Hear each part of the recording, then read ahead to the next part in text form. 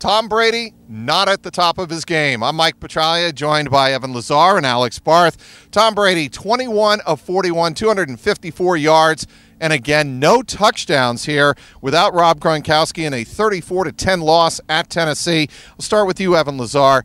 What did you see or not see from Tom Brady that's kind of alarming? I think the big picture thing for me right now is an out-of-rhythm Tom Brady in 2018 is a very bad Tom Brady for his standards, right? Right. Not a very bad Tom Brady for the whole league Sure. standards, but for Tom Brady's standards, when he is not in rhythm, when the ball isn't coming out quickly, when he's not hitting his back foot and getting the ball out in 2.3, 2.4 seconds, the whole offense kind of takes a step back. And I've written a lot about his downfield accuracy. I think a lot of people are trying to make things out of his decision-making that I don't necessarily agree with.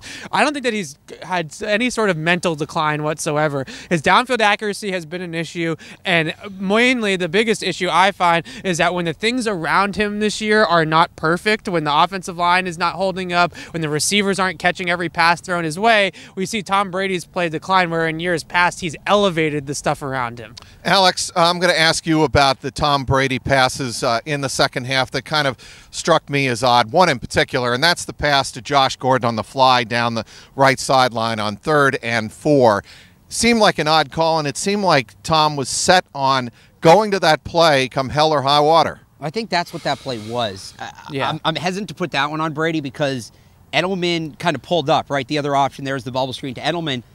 I think that was just more an instance of the coaching staff saying, okay, Tom, go out and make the perfect throw. And when he's under pressure and if he's 100% healthy or not, we don't know. That's just not a throw he can make this year. Well, here's where I'm going to stop you and say, well, to me that sort of is Tom because the offense is his responsibility, and he will be the first to tell you that. If it's 4 yards and it's a matter of moving the sticks when you're down 2 touchdowns, as they were, 24-10, he knows as well as everybody else we got to get this first down. And then if we want to do some things in the final 40 yards down the field to get to the end zone, then so be it. But those 4 yards are critical in that juncture. And what also struck me as odd is that pass goes incomplete and they punt. So I'll say this. What I think Brady could have done more today, specifically in that situation, take a little more control at the line of scrimmage. I think he was very passive today when it came to changing We didn't see a lot of check with right. me's. We didn't see a lot of check with me's. We didn't see a lot of audibles. We didn't see a lot of alerts. I don't think he got a great read on what the Tennessee defense was giving him, and you got to credit Mike Vrabel for that. But he didn't seem to have as much command today as he's had in the past. And maybe that's being flustered, being hit a lot. Maybe that's not having Rob Gronkowski, but he seemed pretty locked in on the play call, which was not great today. And then you get in situations like you had on that 3rd and 4 where you just are running plays that are not going to succeed. I'm going to make this assumption or this theorization, I guess, if you want to call it that, Evan.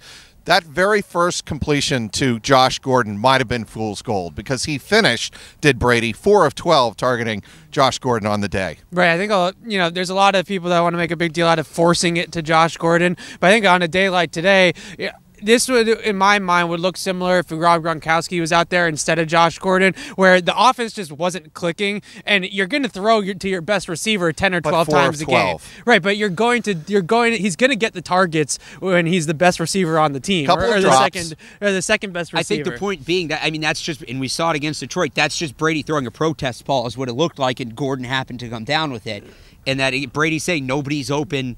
Right, but I think my point is, protest balls at the beginning of the game, not to cut you off. No, I think my point is that what it comes down to is execution more than forcing it to Josh Gordon being a problem. If Josh Gordon catches 8 of those 12 passes for 150 yards, we're not having this conversation about him targeting Josh Gordon too much, right? So it's an execution problem. He's not getting the ball to Josh Gordon at a high rate.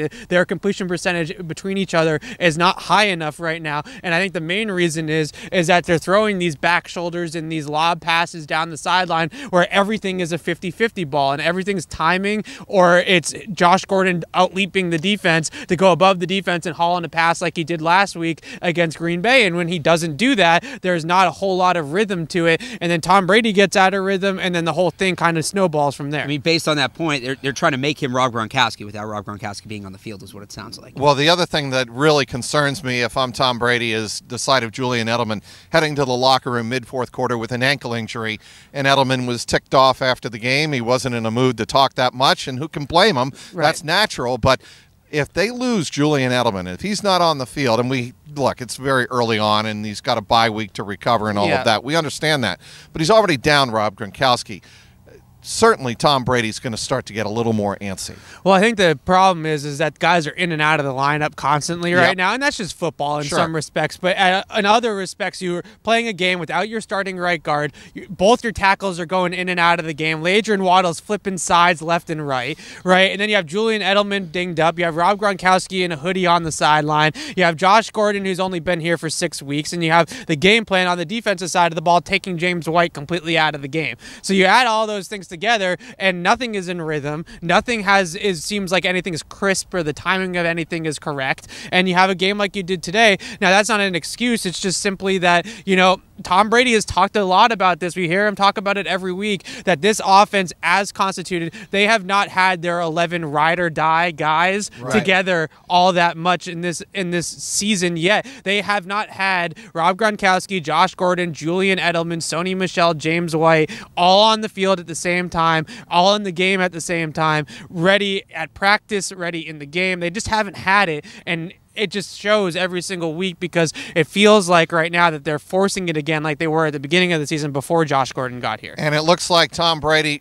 more than anybody on the team, and who would have thought this at the beginning of the year, needs this bye week to kind of regroup both physically and mentally and kind of get a sense, an inventory, if you will, of what he has in this offense. The Patriots go into the bye at 7-3. They have the New York Jets coming out of the bye. They still have 7 wins. We're being like awfully negative. Like, they're still 7-3 and in great shape. But the expectations, guys, you know this. Sure, but I got to say that. Like, they're still in great shape. When you have Tom Brady as the quarterback, the expectation is Super Bowl or bust, especially at this stage of his career. Tom Brady will be back against the New York Jets and certainly looks to light up the New Yorkers down at MetLife Stadium the Sunday after Thanksgiving. We'll be there to cover it for you on CLNS Media.